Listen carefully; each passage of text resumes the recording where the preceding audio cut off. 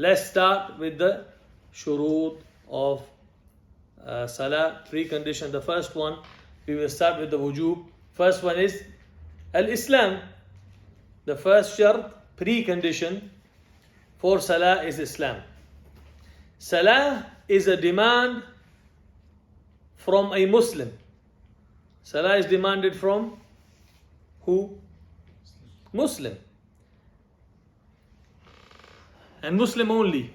There is no duty on a kafir, on a non-Muslim, while he is non-Muslim to pray. Right? He has the worship of, he has a duty to worship Allah, but not while he doesn't, while he stays non-Muslim and doesn't accept Islam, he cannot be requested to pray Salah. The ahkam, they only apply to Muslims. And this is what Hanafis say. They say the kuffar are mukhatab bil iman. They are mukhatab bil iman. If you see a non-Muslim with a haram haircut, you don't tell him, look, your haircut is haram. Or you don't tell him, oh, you shouldn't shave your beard. Or you don't tell him, look, your clothes is haram. He's a non-Muslim. You call him to La ilaha illallah. If you see a non-Muslim woman, she's not wearing scarf or not covering her body, you don't tell her haram, haram. She's free to do what she wants. If she's not Muslim, there is no demand from her to follow the ahkam. So the only thing you should request them is to look into Islam, and once they accept, then you tell them what Allah requires them to do. If they do all the ahkam of the Quran, but they don't believe in Allah as alone, or they do shirk, then this is worthless. Okay? So kafir not meeting a precondition of Salah will not be requested, and Salah is not fard on him as such, because but this is not the same as the others. For example, a child doesn't meet a precondition, but child will be ordered to do Salah. Not all preconditions are same. Okay? But until he accepts Islam, we don't ask him. Alright. The question is, if a kafir becomes a Muslim, does he need to do qada of his Salah? Do we ask him to make up all the Salah he has?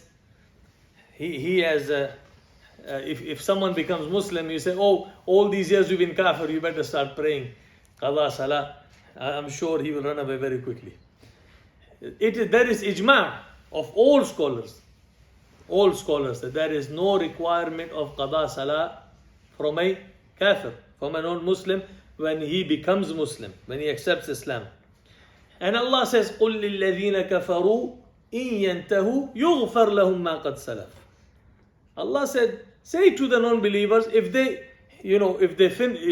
stop their kufr, they accept Islam, يُغْفَرْ لَهُمْ مَا قَدْ سَلَفَ. Everything will be forgiven, they will have clean sheet. So they have no duty. Okay?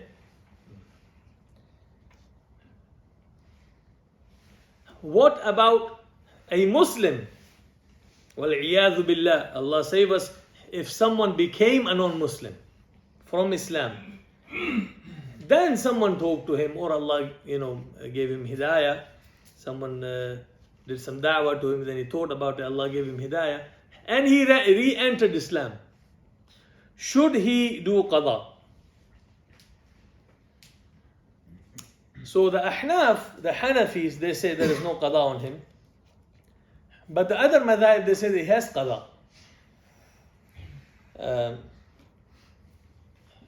And both have their reasonings. But in general, Ahnaf say, while he was in the state of kufr, there was nothing on him. And the others say, no, taghlidan. That they say, for what he has done, he still has to, because he was a Muslim, should have known better. Allahu Alam. But this is not the class to discuss that point at the moment. Alright? What if a kafir prays? Comes to masjid and start praying. Let's say he is Hindu, Sikh, or he is atheist, whatever, but he likes the qira'ah of the imam or something, he likes to join. Or he has friends he hangs out with, he prays. Okay?